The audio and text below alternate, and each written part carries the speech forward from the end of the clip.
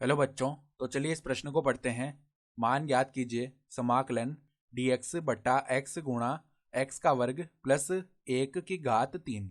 तो यहाँ पर देखो, ये समाकलन दिया हुआ है और हमें इसका मान ज्ञात करना है। तो प्रश्न में आगे बढ़ने से पहले इस प्रश्न से संबंधित जो मुख्य अवधारणा है उसकी हम चर्चा कर लेते हैं। तो देखो, मुख्य अवधारणा क्या हो जाएगी। हमें देखो समाकलन का यह सूत्र पता होना चाहिए कि 1/x का जो समाकलन है x के सापेक्ष, वो क्या होता है, लॉग आधार ई मापांक x प्लस में समाकलन का चर c। तो ये हमें सूत्र पता होना चाहिए। तो अब देखो, ये जो दिया हुआ समाकल है इसको हम i के बराबर मान लेते हैं। i बराबर में समाकलन dx बट्टा में x गुणा एक्स स्क्वायर प्लस में 1, ठीक है, और इसकी घात 3 है। तो अब देखो, यहाँ पर ये समाकलन करने के लिए हम एक प्रतिस्थापन करते हैं। माना कि ये जो एक्स स्क्वायर प्लस में 1 लिखा हुआ है इसको हम एक बार के लिए t बोल देते हैं। अब हम क्या करते हैं, दोनों तरफ अवकलन करते हैं x के सापेक्ष। तो एक्स स्क्वायर का अवकलन क्या आ जाएगा, 2x, ठीक है। और 1 का अवकलन क्या हो जाएगा, x के सापेक्ष 0। और t का अवकलन क्या हो जाएगा, dt बट्टा में dx। तो अगर यहाँ से हम किसका मान निकालें, x dx का मान, तो क्या आ जाएगा, dt बट्टा में 2, ठीक है।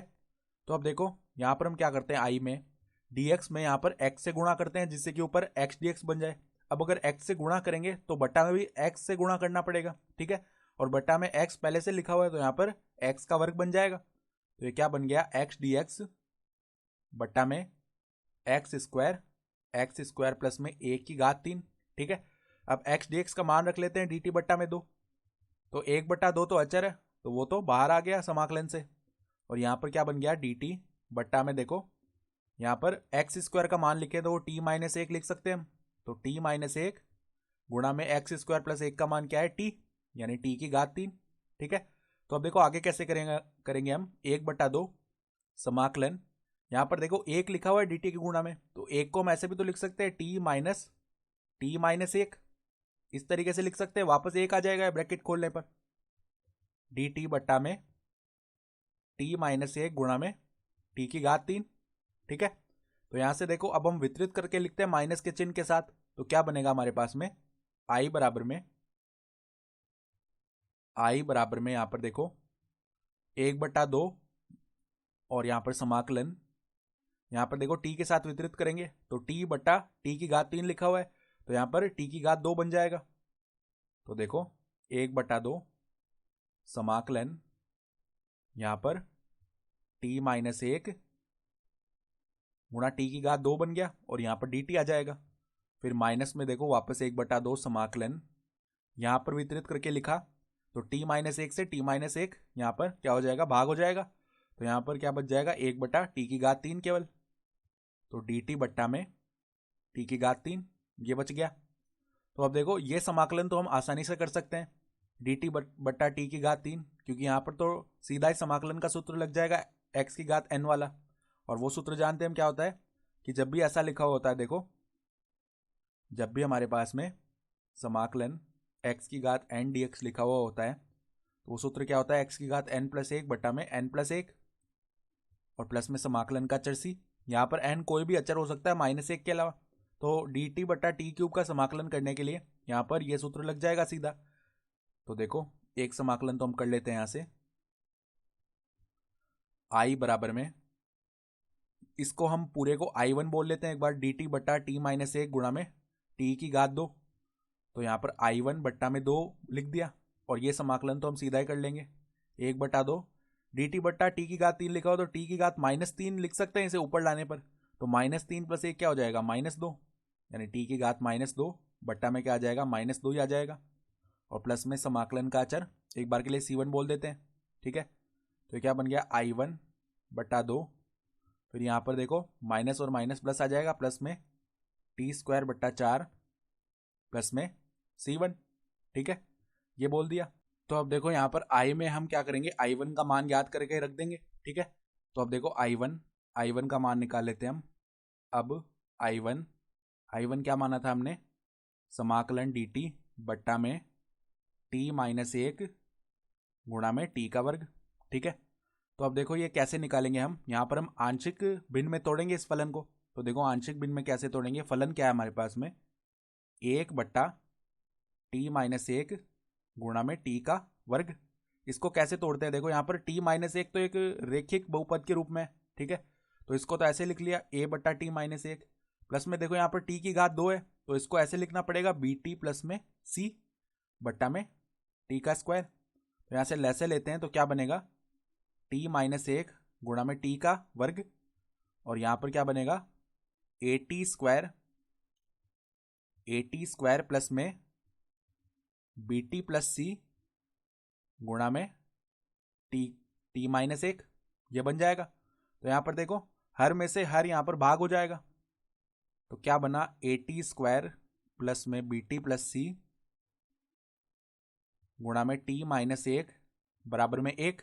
अब हमारा सारा ध्यान कहाँ पर आ जाना चाहिए, हमें केवल a b और c के मान निकालने, हम आसानी से समाकलन कर पाएंगे उसके बाद।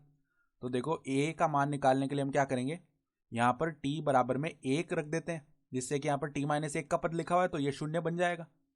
तो t बराबर 1 रखने पर क्या हो जाएगा, at स्क्वायर बराबर में 1 हो गया, यानी t बराबर 1 रख रहे हैं तो a बराबर में 1 आ गया सीधा ही, t का मान तो 1 रख दिया। उसी प्रकार देखो अब हम क्या करेंगे, t का मान 0 रखने पर, t का मान 0 रखेंगे तो a का पद गायब हो जाएगा यहाँ से, ठीक है। और क्या बन जाएगा, c गुणा में -1 बराबर में 1, यानी कि c का मान क्या आ गया, -1। तो अब a का मान आ गया, c का मान आ गया, तो b का मान भी निकाल ही लेंगे। अब a और c का मान रख देते हैं यहाँ पर, तो देखो t स्क्वायर प्लस में bt-1 गुणा में t-1 बराबर में 1। अब कोई भी मान रख लेते हैं t का, मान लो हम t का मान क्या रख सकते हैं, -1 रख सकते हैं। तो t बराबर -1 रखने पर, -1 रखा तो यहाँ पर देखो -1 का वर्ग 1 हो जाएगा, प्लस में -b-1, ये माइनस का 2 बन गया बराबर में 1, यानी कि इसको कैसे बोल सकते हैं 1, और यहाँ पर माइनस बाहर आएगा और ये -2 से गुणा होगा, तो 2 गुणा b प्लस 1 बन जाएगा, तो प्लस में 2b प्लस में 2 हो गया, ठीक है, बराबर में 1 है। तो 1 से 1 कट गया, यानी b का मान भी क्या आ गया, -1 ही आ गया, ठीक है। तो a b और c तीनों के मान निकाल चुके हैं हम, तो आसानी से अब I1 का मान भी लिख सकते हैं। I1 क्या आ जाएगा, I1 बराबर में, इसको कैसे लिख सकते हैं हम, समाकलन किस तरीके से लिखा जा सकता है, a बट्टा में t-1, तो a का मान क्या है, 1 है, तो देखो dt बट्टा में t-1, एक तो ऐसे लिख सकते हैं, फिर क्या लिख सकते हैं, bt प्लस c बट्टा t स्क्वायर, ठीक है। तो b का मान क्या है हमारे पास में, -1, तो -t-1, तो देखो प्लस में -t-1 बट्टा में -t-1 बट्टा में t स्क्वायर इस तरीके से लिख दिया, और यहाँ पर dt आ जाएगा। तो अगर हम माइनस को बाहर निकालें, यानी अगर यहाँ पर माइनस लिख दें तो यहाँ पर प्लस लिखना पड़ेगा, t प्लस 1 बन जाएगा, ठीक है। तो अब इसको भी अलग अलग करके लिख सकते हैं, तो ये समाकलन तो क्या आ जाएगा, log आधार e t-1, माइनस में यहाँ पर पहले तो 1/t बनेगा, उसका समाकलन करेंगे, तो log आधार e ये t बन जाएगा, फिर माइनस का 1/t स्क्वायर आएगा, उसका समाकलन करना पड़ेगा, यानी t की घात -2 dt, और प्लस में कोई भी अचर c2 मान लेते हैं। तो देखो log आधार e t-1 माइनस में log आधार e t, और ये क्या बन जाएगा, -2 + 1 बट्टा में -2 + 1, तो ये क्या आ जाएगा, यहाँ पर क्या आ जाएगा, माइनस और माइनस प्लस हो गया, क्योंकि बट्टा में -1 बनेगा, ठीक है।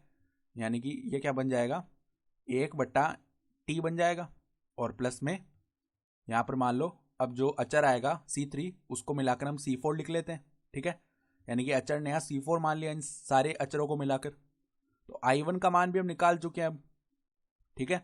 तो अब I1 का मान रख लेते हैं हम I में, तो I बराबर में क्या आ जाएगा, I बराबर में क्या चल रहा था, देखो I1/2, तो इसके हर पद में /2 कर देते हैं, तो देखो 1/2 लॉग आधार ई, और टी का मान भी रख लेते हैं साथ में ही। तो टी का मान क्या है, टी हमने क्या माना था, देखो यहाँ पर एक्स स्क्वायर प्लस एक, तो एक्स स्क्वायर प्लस एक माइनस एक क्या हो जाएगा, एक्स स्क्वायर ही हो जाएगा। ठीक है, माइनस में लॉग आधार ई एक्स स्क्वायर प्लस एक, और मापांक हम चाहे तो लिख सकते हैं क्योंकि ये धनात्मक ही आने वाला है, एक्स स्क्वायर प्लस एक। ठीक है, फिर देखो यहाँ पर भी बट्टा में 2 करना पड़ेगा क्योंकि I1 बट्टा 2 लिख रहे हैं, और 1 बट्टा एक्स स्क्वायर प्लस एक गुणा में 2। ठीक है, और अचर हम नया लिख लेंगे साथ में। पहले देखो आगे वाले पद को भी लिख लेते हैं। I1 बट्टा में 2 कर लिया, प्लस में टी स्क्वायर बट्टा 4, तो प्लस में देखो टी का मान क्या है, एक्स स्क्वायर प्लस एक। ठीक है, टी स्क्वायर बट्टा 4 करना है। ठीक है, और प्लस में एक नया अचर सी बोल देते हैं। तो हमारा जो अंतिम उत्तर है वो ये आ गया इस समाकलन का। ठीक है, यानी जो प्रश्न में मैं मान याद करने के लिए बोला था वो मान क्या आ गया, आई बराबर में 1/2 लॉग आधारी एक्स स्क्वायर माइनस 1/2 लॉग आधारी एक्स स्क्वायर प्लस एक, प्लस में 1/2 एक्स स्क्वायर प्लस एक, प्लस में एक्स स्क्वायर प्लस एक का वर्ग बट्टा 4 प्लस में सी। यही हमारा उत्तर भी हो जाएगा। तो आशा करता हूँ आपको यह प्रश्न समझ में आया होगा। धन्यवाद।